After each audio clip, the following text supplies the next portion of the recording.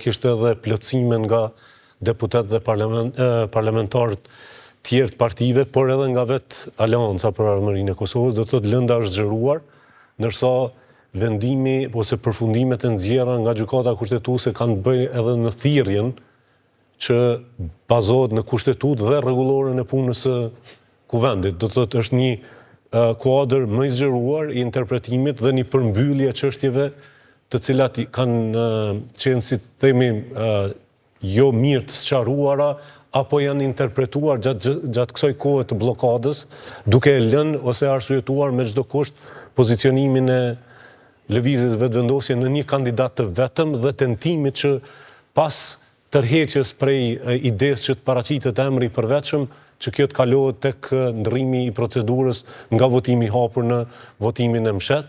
Dhe mendoj që për atë sa e kam pa vendimin, mendoj që është bërë punë e mirë, jashtëzakonisht punë e mirë, që të lëvizën nga kjo status quo e bllokimit të formimit të institucioneve dhe konstituimit kuvendit dhe formimit të institucioneve tjera. Po, dhe si do të lëvizën, le të themi, gurët e shahut në ditët në vazhdim? Çfarë mund të pritet? Çfarë do të sjellë ky akt gjykim? Sigurisht që është një situatë krejt e re. Unë e kam thënë në vazhdimsi që qëllimi kryesor i kurtit është që të sabotoj çdo formë të konstituimit të institucioneve, duke thelluar krizën e mbi këtë krizë krijoj një avantazh që të mbahen zgjedhjet e ardhshme të jashtëzakonshme nacionale dhe ato lokale në të njëjtën kohë. Kjo ka shumë arsye dhe mendoj që në atë drejtim, nëse do gjej partner, e mendoj që lëvizjet e fundit të PDK-s mund të sinjalizojnë, edhe pse është moment shumë i shpejt për të ardhur në konkludim, që kurti është i gatshëm të ofrojë mundësinë e krijimit të një qeverie koalicioni me PDK-n, por jam i bindur plotësisht që mbrapa kësaj qëndron ideja që ta rrëzoj po të njëjtën qeveri 45 ditë sipas kushtetutës para mbajtjes së zgjedhjeve komunale, që të shkaktoj zgjedhje të cilat realisht i ka planifikuar me taktikat e tij deri në këtë moment duke sabotuar plotësisht procesin e konstituimit të institucioneve. Pa hyrë në thellësi pse kjo është ose ndoshta shkon në favor kurtit tani? Mund të përdoret si format i tillë, sepse dikush do të duhej ta zhbllokonte krizën dhe unë jam i bindur plotësisht që kjo tani është loja në kuadrin e algoritmit politik të kurtit që ta sabotoj funksionalitetin e çfarëdo qeverie që mund të quhet qeverie partive të tjera, sepse unë nuk pse ishte gati e pamundur qeverie partive tjera? Jo, nuk është e pamundur. Nuk do të përfshihej lista serbe. Nuk është e pamundur nëse kemi të bëjmë me një konsolidim të radhëve të partitë të cilat dikur ishin në opozitë, përfshirë edhe nismën që hyri me 3 deputet, por loja e cila realisht e bëri kaq të pa këndshme krejt këtë proces që nga momenti i fillimit fushatës elektorale deri tek momenti i konstituimit të kuvendit dhe mandej këto taktikat e lojës, njëherë Albulena mandej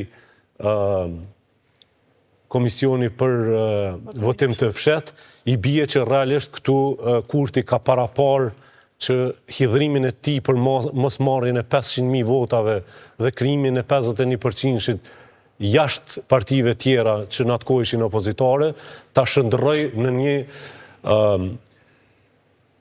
formule cila realisht nuk e çon fare kokën për interesin e vendit, por insiston me kryenetësi që të arrijë në skenarin tjetër të një krize politike që prodhon mobilizim tjetër.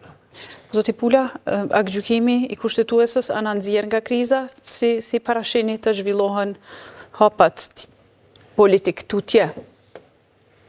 Fillimisht duhet të thënë që në Kuvendin e Republikës është krijuar një gjendje e cila lehtësisht mund të konstatohet që kemi një potencial të fuqisë politike kundrejt një potenciali të mungesës së mençurisë politike nga ana e deputetëve dhe si rezultati i kësaj më pas kemi edhe këtë inicimin drejtuar gjykatës kushtetuese, një precedent jo i duhur dhe as pak i mençur. Pse precedent?